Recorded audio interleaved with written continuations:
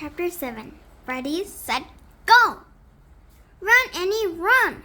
Cried Jack to the treehouse. To the treehouse. They dashed down the hill together, through the tall grass, through the ferns, past the pteranodon, and right to the rope ladder.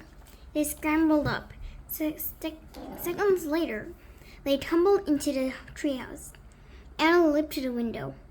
"He's going away," he said.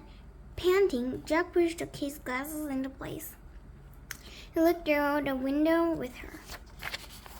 The Tyrannosaurus was wandering off, but then the monster stopped and turned around. "Duck!" said Jack. The two of them hunched down. After a long moment, they raised their heads. They peeked out again. "Coast clear," said Jack. "Yeah," whispered Annie. "We have to get out of here," said Jack. "You made a wish before," said Annie. "I wish you would go back to Fred Creek," said Jack. Nothing happened. "I wish..." "Wait, you were looking at the picture in the dinosaur book, remember?" "The dinosaur book," Jack groaned. "Oh no!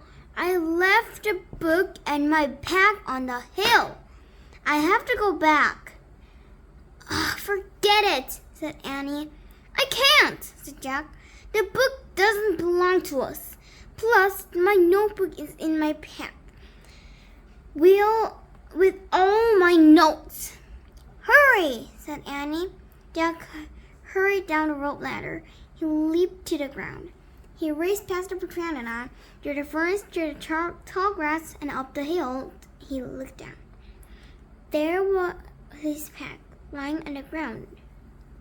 On top of it was the dinosaur book. But now the valley below was filled with Dinosaurs, all standing guard around the nest. Where had they been? Did fear of the Tyrannosaurus send them home? Jack took a deep breath. Ready, set, go! He charged down the hill. He leaped to his backpack. He scooped it up. He grabbed the dinosaur book. A terrible 2x Another. All the dinosaurs were blowing at him. Jack took off. He raced up to the hilltop. He stared down the hill. He stopped. The Tyrannosaurus Rex was back, and he was standing between Jack and the treehouse. Chapter 8. A Giant Shadow. Jack jumped behind the magnolia tree. His heart was beating so fast he could hardly think. He peeked out at a giant monster. The horrible-looking creature was opening and closing his huge jaws. His teeth were as big as stick knives. "Don't panic. Think." Jack peered down at the valley. Good.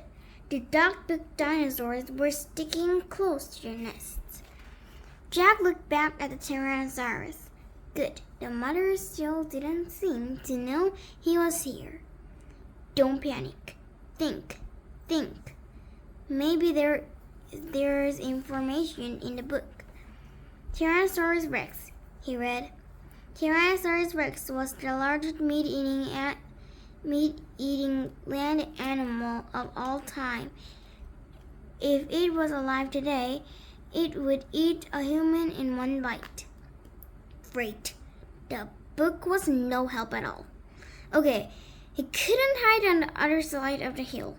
The Dinosaurs might stampede. Okay, he couldn't run to the treehouse. The Tyrannosaurus might run faster. Okay, maybe he could just wait for the mothers to leave. Jack peeked around the tree. The Tyrannosaurus had wandered closer to the hill. Something caught Jack's eye. Annie was coming down the rope ladder. Was she nuts? What was she doing? Jack watched Annie hop off the ladder. She went straight to the pteranodon. She was talking to him. She was flapping her arms and pointing at Jack, at the sky, and the treehouse. She was nuts. Go back up the tree, Jack whispered. Go. Suddenly, Jack heard a roar. The Tyrannosaurus Rex was looking in his direction. Jack hit the ground. The Tyrannosaurus Rex was coming toward the hill. Jack felt the ground shaking.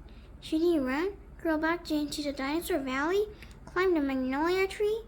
Just then, a giant shadow covered Jack. He looked up. The pteranodon was gliding overhead. The giant creature sailed down toward the top of the hill. He was coming straight for Jack. Chapter 9. The Amazing Ride. The pteranodon coasted down to the hill. He stared at Jack with his bright, alert eyes. What was Jack supposed to do? Climb on? But I'm too heavy, thought Jack. Don't think, just do it.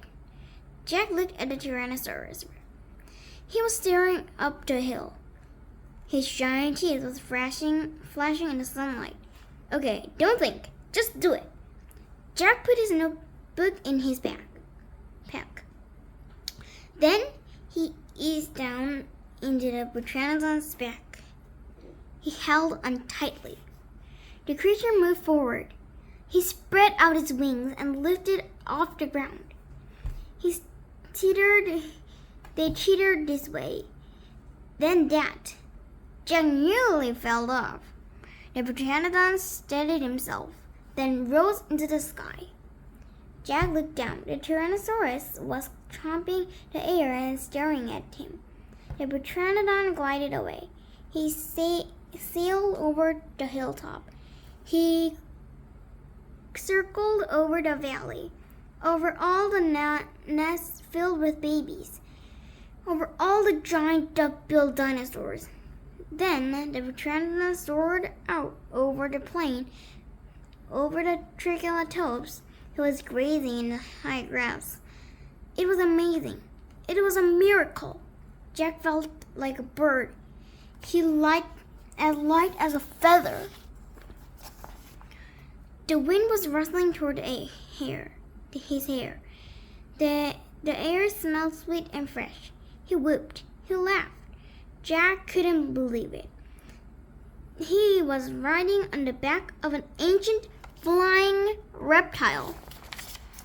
The pteranodon sailed over the stream, then over the ferns and bushes. Then he carried Jack down to the base of the oak tree. When they came to the stop, Jack slid off the creature's back and landed on the ground. Then the pteranodon took off again and glided into the sky. Bye, Henry, whispered Jack. Are you okay? Annie shouted from the treehouse. Jack pushed his glasses into place. He kept staring at the pteranodon. Jack, are you okay? Annie called. Jack looked up at Annie. He smiled. Thanks for saving my life, he said. That was really fun. Climb on! Up, said Annie.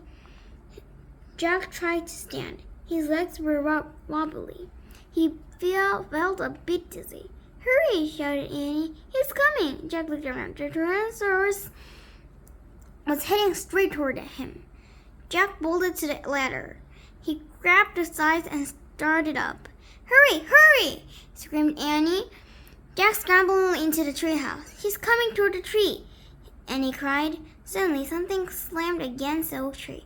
The treehouse shook like a leaf. Jack and Annie tumbled into the woods. Make a wish, cried Annie. We need the book, the one in the picture of Rock Creek, said Jack. Where is it? He pushed some books aside. He had to find a book about Pennsylvania. There it was. He grabbed it and tore through it, looking for the photograph of the Rock Creek woods. He found it. Jack pointed to the picture. I wish we could go home, he shouted.